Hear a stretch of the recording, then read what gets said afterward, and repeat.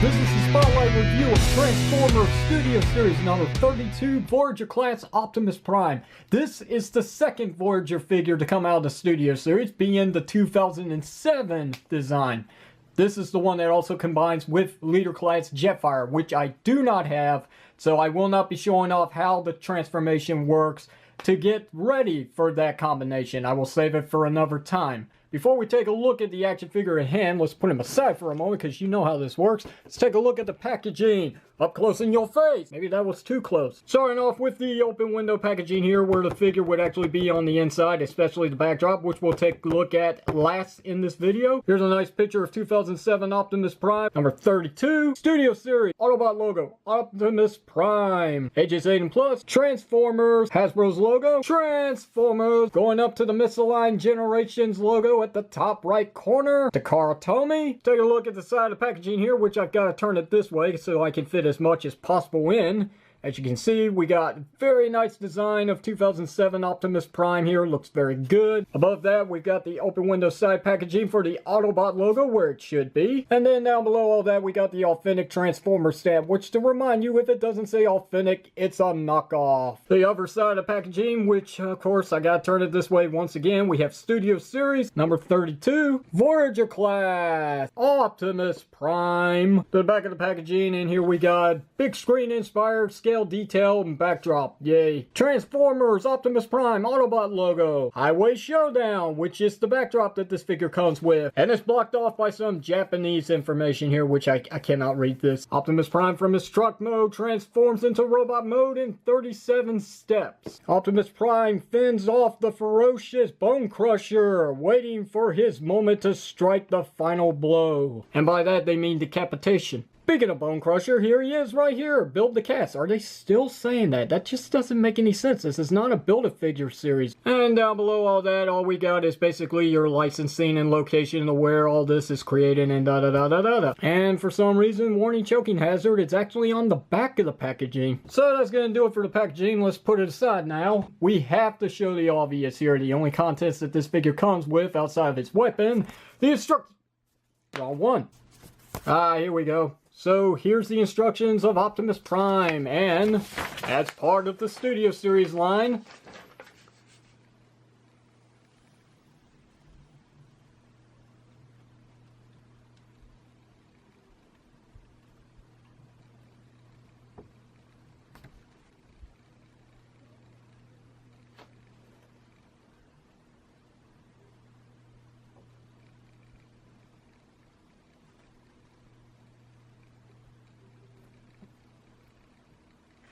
you know, if you guys really want me to stop going through the instructions here, all you have to do is ask, okay? Now, the first thing that I want to do with this action figure is a side-by-side comparison. So if you don't mind, let's dare to compare with previous Optimus Prime.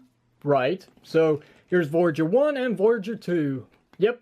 Sounds like a Dr. Seuss thing. I'm going to have to raise the camera for this as well.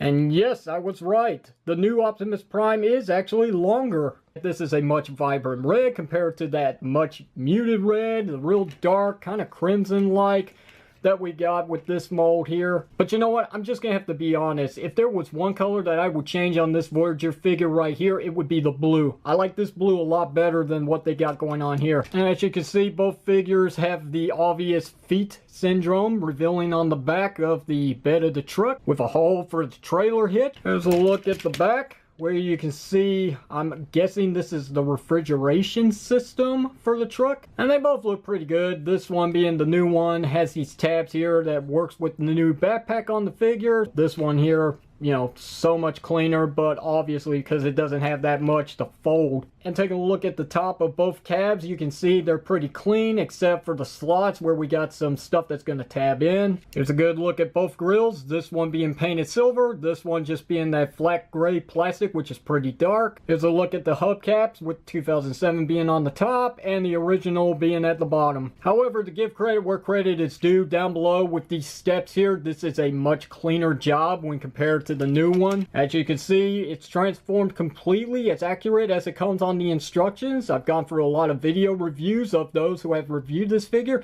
and the results is pretty much one and the same. Nothing lines up down here. We've got a bunch of kibble showing, so it's obviously a robot's in disguise that isn't disguising himself too well. I don't know what exactly happened in the execution department here, but going by what was shown on the back of the packaging, this should have been much cleaner. I don't understand what went wrong. And here's a look at the bottom of both figures, just in case you were wondering. Now that's pretty much going to wrap up the side-by-side comparison, so let's go ahead and get him out of here.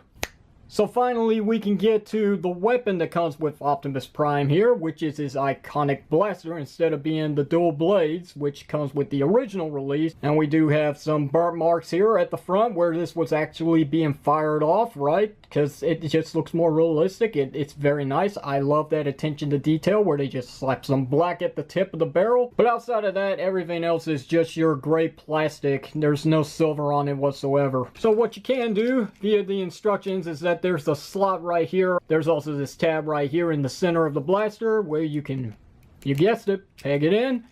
And there you go. That's your weapon storage. But what you can do, which I discovered not too long ago before actually starting this video, there's actually quite the amount of slots here at the bottom of his obvious feet where you can actually get this tab right here to slot in right here in either one of these holes right here. It takes a little forcing, but it will fit in there just fine, and that's a pretty snug fit, and that looks so much better for the profile, doesn't it? And you will also notice that the second wheel here on the back doesn't like to lay flat. It could be warped, I'm not so sure, but maybe if I take a heat gun and warm it up a little bit, maybe it might straighten itself out. But as it is, if you mess around with this too much, it untabs things here and from the front as well. And it's a kind of a hassle to have to keep trying and put everything back in place only to have it pop out, because still trying to fight and get this to lay flat on the ground. I've gotten it pretty close. As you can see, the wheels both almost line up correctly, but it's still just a little too high where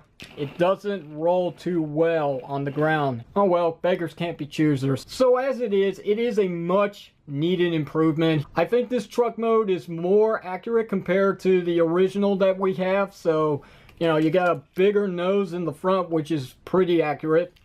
The only problem is we don't actually have long smokestacks yet again. I can't say anything about that. It's just a safety precaution. Hasbro is a coward. You know, you don't have to go full on accuracy. I mean, you could have them a little higher. You don't have to make them as high as they are on the actual truck itself. Just maybe just a little higher, just another inch. One other thing that I want to point out is the grill here does not like to stay locked in place. Sometimes it likes to pop out from here at this panel and it would leave a huge gap. I don't know what's causing it. It's probably just one of the tabs isn't lining up too well. But as you can see, I got it pretty flush at the moment. So, you know, it's unfortunate I got to transform this because it's just going to come undone again. Also, these bits down here that, you know, pretty much hold the wheel in place don't like to stay tabbed in place too securely. Again, to stay in there is kind of a fight. This one, however, on the other side, it likes to pop out all the freaking time. If this isn't sitting flat on the ground, it's not going to stay in place. Alright, that's about enough of that. What do you say we go ahead and transform the action figure? And oh boy,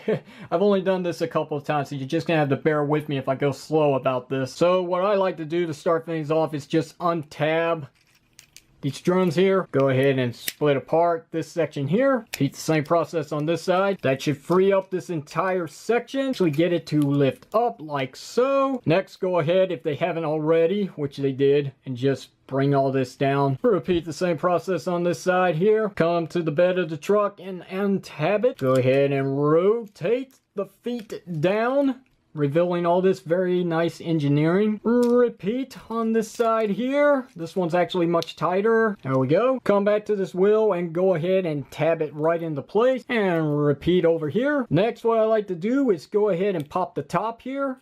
You might have to get some fingernails to pry that open. It's very tight. And once you have all this like this, go ahead and flip it out of the way for now. Pry open the grill. Untab from the windshield, the front of the truck itself.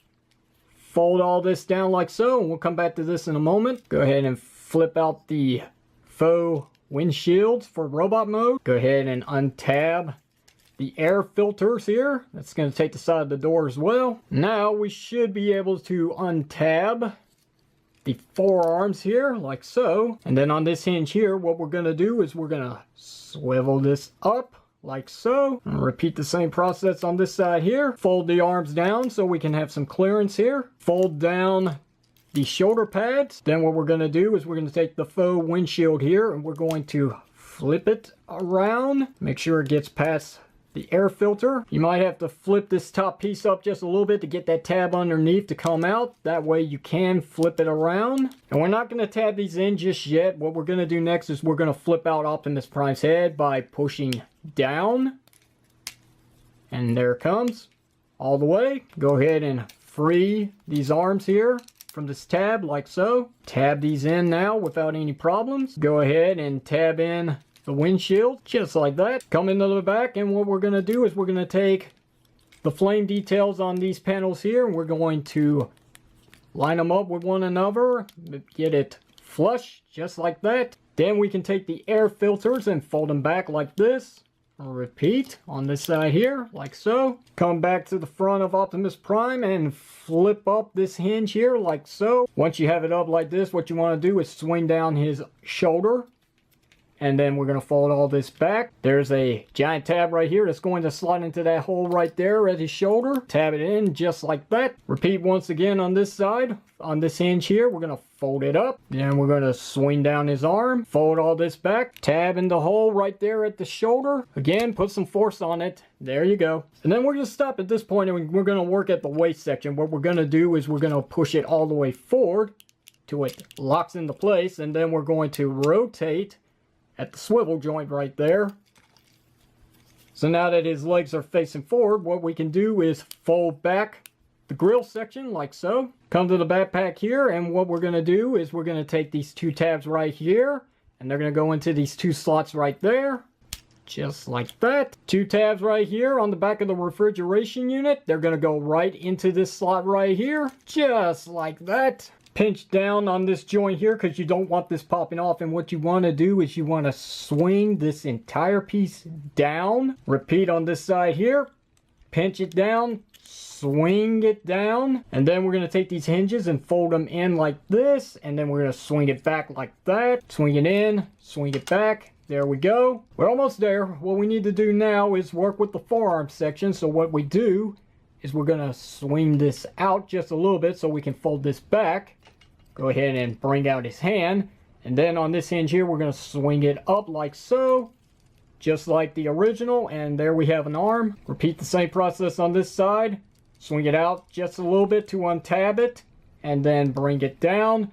Come in here, grab the hand, flip it out, and then flip on this hinge here, bring this up. We still got to work in this area. So what we're going to do with this wheel is we're going to bring it up, and it's going to slot in right there. And repeat on this side here.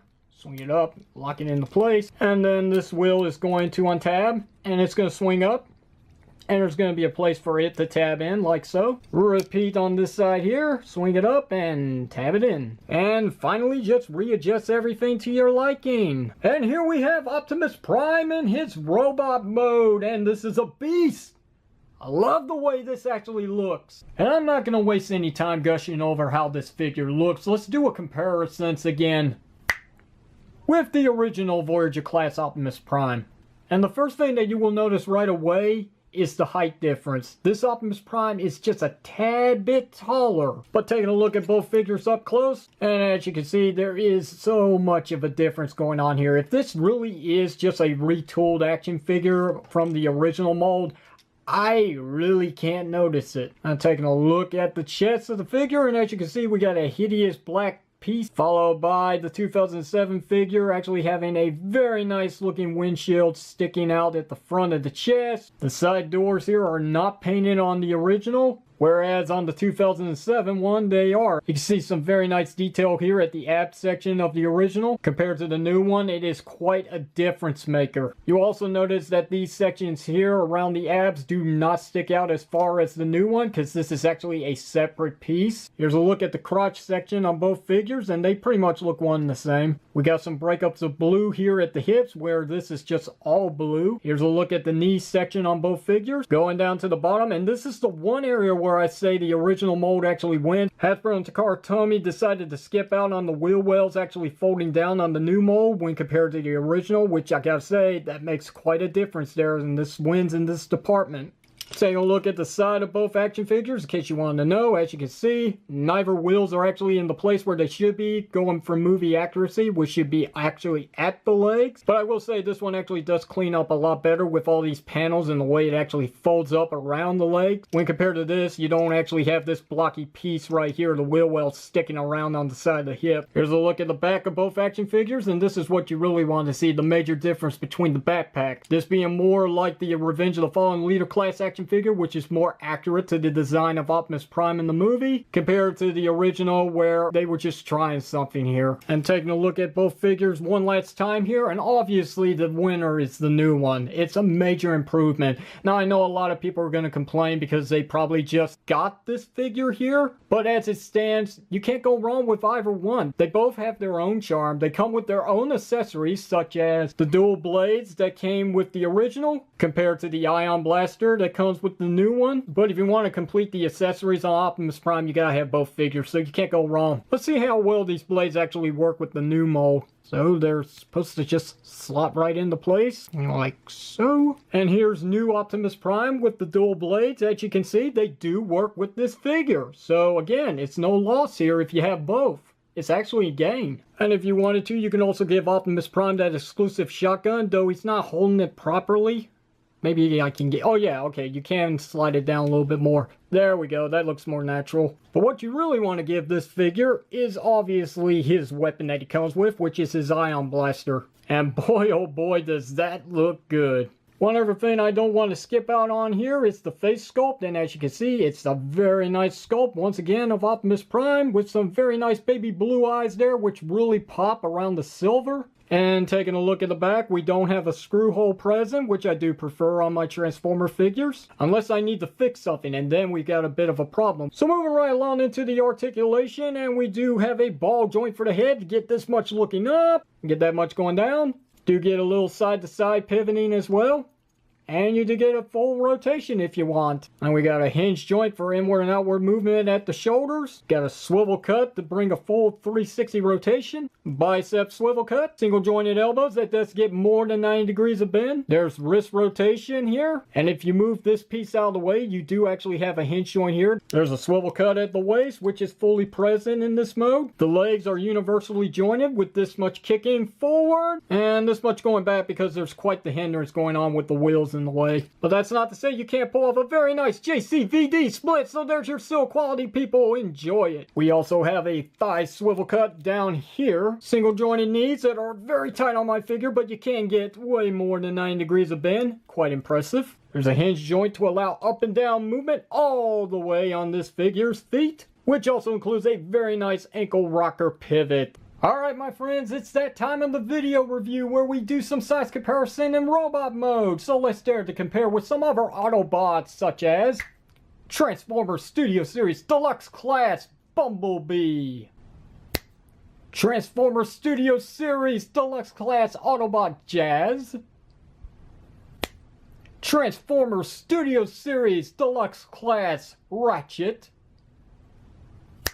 and finally wrapping up the team with Transformers Studio Series Voyager class Ironhide. The gain is all here at long last. Here is a look at all our Autobots from the 2007 Transformers live action movie. And this looks awesome. Oh, and there is one more figure I want to show off as a side-by-side comparisons, because someone's gonna ask out there.